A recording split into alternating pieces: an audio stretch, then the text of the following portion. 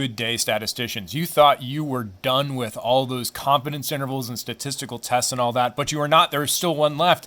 Today we're going to talk about making inferences about beta 1, and that was the true slope of the least squares regression line. So in general, when we were coming up with least squares regression lines, we were calling them as, say, like beta naught plus b1x, right? Where beta naught is the y-intercept and b1, right, was the slope of the least squares regression line. But for us today, we could see that any particular regression equation that we get from sample data, right, is really just a possible way of describing the relationship.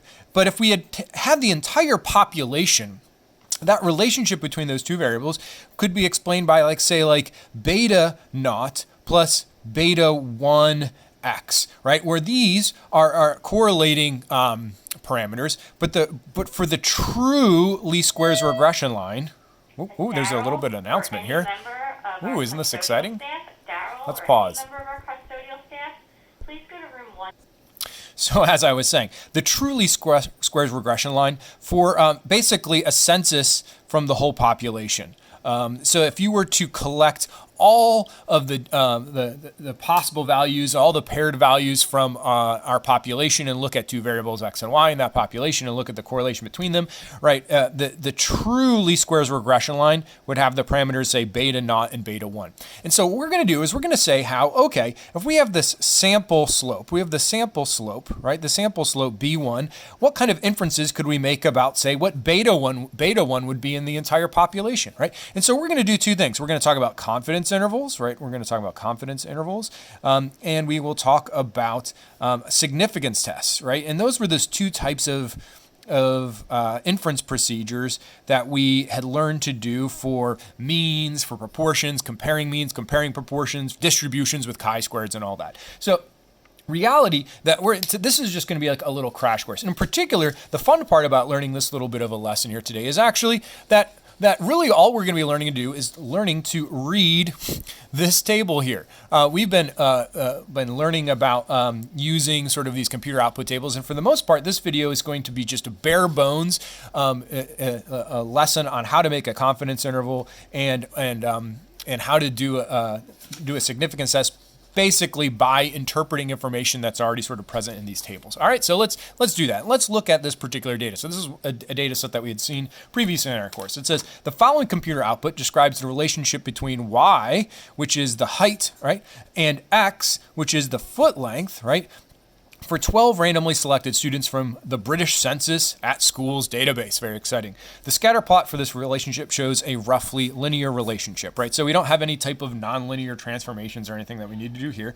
We've got some linear data. And okay, so we have this computer output that's giving us some information. And so let's take a look and let's see what we know and what we don't know. So up to now, there's only been a couple of things that we've really focused on. For instance, we've focused on this aspect of stuff right there. And of course, we learned about these values, but this little guy right here, this little bit of information was what was most important. And this is what gave us the equation for the least squares regression line, right? And so the equation to predict height from foot length here, we could predict that the predicted height, H-E-I-G-H-T, right? The predicted height would equal the y-intercept of 117.99 centimeters plus 1.878 centimeters in foot length, right? I'll call that foot, right? And so the key idea here is that if you know someone's foot length, you multiply their foot length by 1.878 and add 117.99, and bam, you'll get an estimate for what their height is in centimeters. So that's nice. So we up to now, this is our key information about a least squares regression line. But this other information over here on the right, the other information over here on the right is actually very, very useful for us too. We've just completely ignored it up to this point, right? And the first thing I want to sort of task I want us to sort of figure out how to do would be let's say we know that in this equation that the slope of the least squares regression line is 1.878. In other words, we know that for every extra centimeter in foot length, someone's height is supposed to increase by 1.878 centimeters. That's a fun fact, right? So every extra centimeter in foot length would give us an extra 1.878 centimeters in height, right? So But of course, this is based on an estimate. This is B1. This is an estimate for that slope, how much someone's height would increase with an increase in foot length. But from this, though, we might wonder, what is the true beta, right, for the whole population, not just for this little bit of sample? Remember, this was based on sample data from 12 randomly selected students, right? But what if we had something for the whole population? What would we find? What would we find is the actual slope? Well, in order to estimate that, if we want to estimate, say we want to estimate beta 1, right, from this information, we'll have to make a confidence interval. We'll make a confidence interval. Now, how would we make a confidence interval? Well, in general, remember, all confidence intervals start with a point estimate, right? A point estimate. And so for us, right now, our point estimate would be, say, B1. That's our sample slope. Now, we always add and subtract to that some type of margin of error, some extra little bit that we can go up and down. And how do we get a margin of error? It's always some type of critical value times some type of standard deviation, right? Some type of standard error typically, right? And so in this particular instance, I'll tell you that we'll be working with a t-distribution. I'm just cutting to the chase. We could use a t-distribution to get our critical value. And to get the standard error, the good news is that we don't actually typically have to do anything. A lot of times, or anytime we're given one of these computer outputs, we already know the standard error. What is the standard error for the slope of the least squares regression line? Well, it's right here. Do you guys see it right there? 1.155. That's the standard error of the coefficient. This is great. So I'll take to get my confidence interval, I'll take my sample slope plus or minus some critical value times the standard error of the slope, which we happen to have right there. So if I wanted to say make a 95% confidence interval, say I want to do 95% confidence, then I would just need to figure out what the critical value would be. Well, here's a fun fact.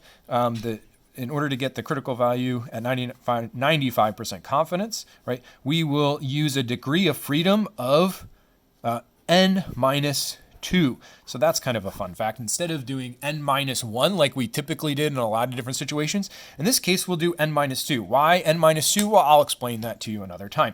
Well, we always get our degree of freedom again by n minus 2. So if I want to know what's the correct critical value here, I'll see, okay, in this situation, my n was 12. If you guys remember, there was 12 randomly selected students. So I could say, okay, I'm going to have a degree of freedom of 12 minus 2, which is 10, right? And so I could go into my handy dandy table or use a calculator. I'm just going to use a table right now. I'm going to say, okay, there's a degree of freedom of 10, 95% confidence. That's the tail of 0.025. This is, again, my good old T table. And so I can go across and I could see the critical value in that situation would be 2.228. 2.228, so that's what I could use to make my confidence interval, right? So I'll do 2.228 for my critical value. I've got a standard error up here. I can see the standard error of the slope was 1.155, right? And then the slope itself that I have from my sample data was this 1.878. So I do 1.878 plus or minus 2.228 times 1.155, and that would give me a 95% confidence interval for what the true slope would be in this situation. I just got to get my calculator, and I actually had it in my bag, so sorry, I had to go take it out. Let's calculate here. So I'll get the margin of error first. So to get the margin of error, I'll do 2.228 times 1.155. That's the margin of error, right? And then, so my confidence interval would be 1.878 plus or minus 2.57334, right? And so that would mean if I was to add and subtract that, I'll do 1.878 plus second answer, and I got that guy, and 1.878 minus that guy, and minus the margin of error, and I have an estimate that my slope with 95% confidence, I'm 95% confident that the slope is somewhere from negative 0.69534 all the way up to 4.4 0.45134, right? And you can check that in your calculator as well too. But this is my confidence. So I would estimate, I'm 95% confident that the true slope of the least squares regression line for all people, I guess, in England, this is because this was from 12 randomly selected students from the British Census Schools database. So I'm 95% confident that the true slope of the least squares regression line for predicting someone's height from their foot length in amongst all students in England is in the interval negative 0.69534 centimeters to 4.45134 centimeters, right? So this is kind of interesting, right? This actually tells us some interesting stuff, right? If we think about this result, what does this really tell us about what the slope really is for predicting height from foot length? Well, in the sample, I said that someone's height should increase by 1.878 centimeters for every increase of 1 centimeter in foot length. But my estimate for the true slope actually goes anywhere from negative 0.69 centimeters to positive 4.45 centimeters. What does that really say about what the slope is? Well, it's almost, this is saying that you might actually be shorter because your foot is longer, or you might be taller because your foot is longer. This actually suggests that this is a terribly weak correlation to be dealing with, right? That in fact, even in this sample, I can say that there's a positive correlation going here, but in general, I don't necessarily even know if there is a positive correlation, right? You might actually be shorter if your foot is longer in height, right? And so what this confidence interval suggests for us that we don't actually have a strong reason to believe there is much of a correlation at all between height and foot length, because I estimate, of course, that slope could be anything from some negative to positive value. What magical number do we see inside of this? Well, we could see very clearly that it's plausible that in fact there's no correlation at all, right? That it's plausible that the true slope of the least squares regression line might end up being 0, so that there's in fact no correlation at all in these instances. Is it actually no correlation? Well, probably not, but and it's not likely, but at the very least, this is not very significant evidence at all. And that actually leads us to the second aspect of inference. We said that when we did inference back in the day, we did confidence intervals and we did significance tests. And I'll tell you that actually there's a significance test that's happening in this table as well too. If you take a look, you'll notice we've got a little t and a little p. What do they remind you of? Well, t is like a t test statistic, right? And the p that you see right here is actually a p value for a statistic, for a significance test. So if I look at these values right here, 1.163, right, and this p value right there, this is the test statistic and a p value for a particular significance test. Now, what significance test would that be? Well, let me pause. So the significance test going on is actually this kind of significance test, where we have a null hypothesis that there is no correlation between the variables in this population. In other words, that the true slope of the least squares regression line is 0, right?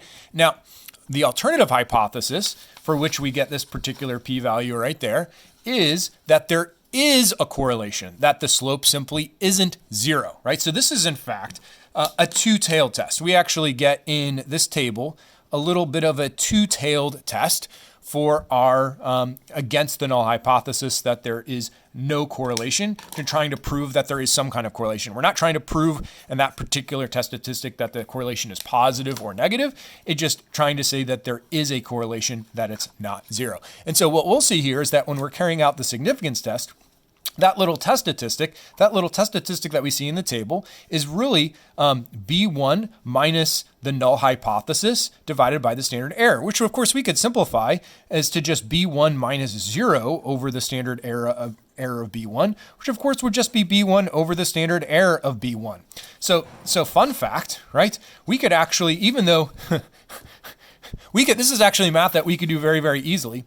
This test statistic is actually this slope divided by that standard error. We should be able to see that if we did 1.878 divided by 1.155, you get 1.62597. In other words, you get that test statistic right there. So this guy is just the sample slope divided by the standard error of the slope. boom. And then this p-value is just what you would get for a two-tailed test when you use the degree of freedom of n minus 2. So if I wanted to actually get that particular p-value, I could have just gone to second vars. I could go to TCDF. I could say, all right, let me go from like 1.63 to infinity, the degree of freedom of, in this case, 10 once again, because it's n minus 2. Let me make sure you guys can see that. And then hit paste and enter and Shazam. And then if I double that times 2, boom, 13.4, 1.3.135. That's where that little p-value comes from. And that's the p-value for, again, a significance test. I'm trying to prove that there is a correlation against the null hypothesis that there is no correlation, that beta 1 is 0 versus beta 1 is not equal to 0. So what would we conclude in a significance test here? Well, that p-value, that's huge. That's an enormous p-value, right? And so in this particular case, we would fail to reject the null hypothesis, right? We would fail to reject that there is no correlation between someone's foot length and their height. Might we have made an error here? Yeah, we potentially could have made a type 2 error. Why? Well, we are working with a very tiny sample size of only 12 students. Perhaps if we had sampled more students, we might get better evidence that there is in fact a correlation here. But in this particular instance, we see, there's not a lot. So fun fact, we actually have a lot of useful information in these tables, right? We of course have the coefficients to get the formula for the least squares regression line like we saw there. But these other values right next to it are incredibly useful for us for inference. We can use the standard error and use that to make a confidence interval by taking the standard error, multiplying by a critical value, adding and subtracting it from our sample slope. Or we could carry out a quick little significance test because we already have all the values done right there. Now, of course, there are conditions to check and all that, and we'll end up talking about them in another class. But this is the essence of understanding some extra stuff in this table. I hope this was helpful to you guys. Have a beautiful day today, statisticians, and I will see you very soon.